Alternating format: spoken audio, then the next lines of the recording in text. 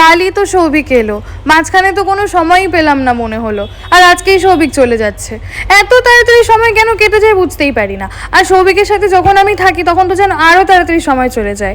24 ঘন্টা রয়েছে, তার মধ্যে থেকে খাওয়া নাওয়া ঘুম আদার্স অ্যাক্টিভিটি বাদ দিয়ে 12 ঘন্টা তো আমাদের মধ্যে শুধু ঝামেলাই হয়।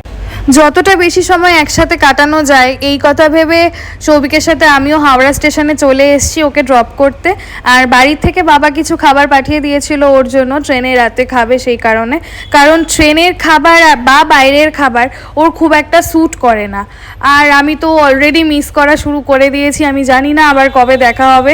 এদিক থেকে ট্রেনও চলে এসছে আর আমার প্যালপিটেশন বাড়ছে।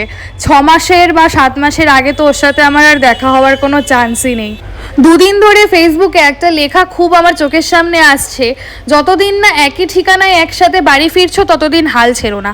ওর আর আমার কন্ডিশন অনেকটা ওরকমই হয়েছে।